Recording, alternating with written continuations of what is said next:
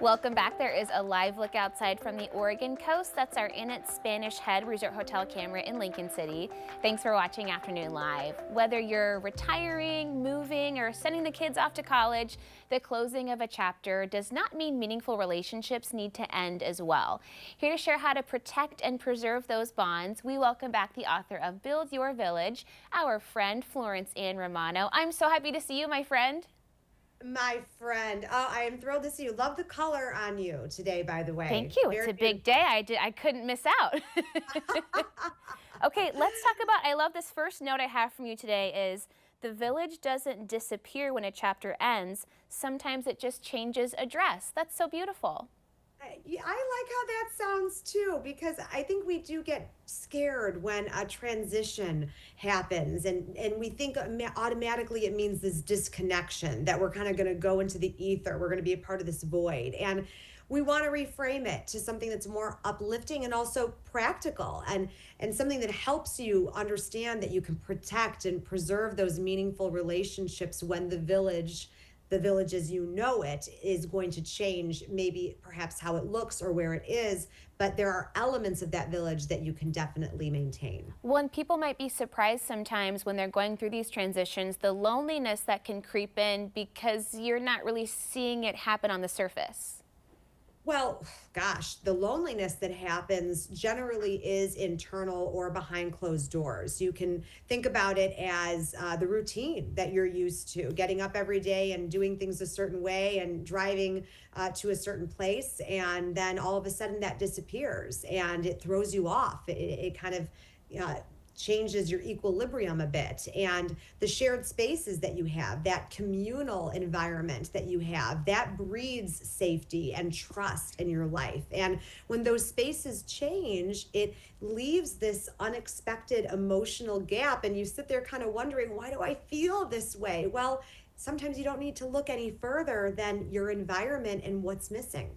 Yeah, and I think sometimes we maybe don't realize or can forget that all these shared experiences we have, say with coworkers that you see 5 days a week, that bond is so strong and you just don't think about it because you're just used to seeing people in a routine. Well, you're thinking about what those days look like to you. You have those shared interactions, and the social glue that kind of bonds you together, and the shared laughter, the jokes, the inside jokes, making fun of each other, all of that. It all comes through intimate relationships. There's nothing wrong with saying that even in a work environment, you start to create those intimate relationships. And just because the platform for these relationships disappears, it doesn't mean that those relationships necessarily have to end. The intention that you're going to have with those relationships, that's what's going to change. So you have some steps for us to follow. We can implement this into our life to maintain those awesome bonds that we've made. Three things. So Okay. you're going to name it, you're going to claim your core people, and you're going to create an anchor. So with the name it, very simple and maybe sometimes hard for some people. I want you to acknowledge that the ending is happening. We can't be in denial. We have to just accept that that is the truth, and understand that goodbyes are an important part of closure. So allow yourself to do that. And then claiming your core people. Decide intentionally, one of my favorite words, who you want to stay connected to and how you want to stay connected to them.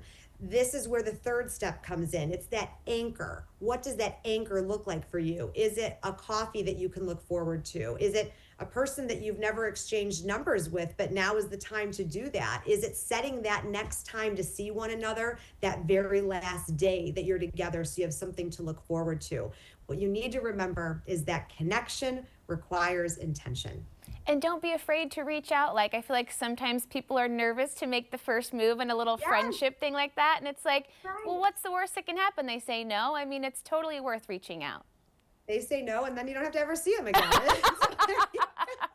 One less There thing you to go. worry I mean, about. the best of both worlds, I guess. But take the chance. I'm Yeah, sure they probably feel the same way. It's most likely you exactly. will. I always love connecting with you. It was so nice to see you today. Thank you again.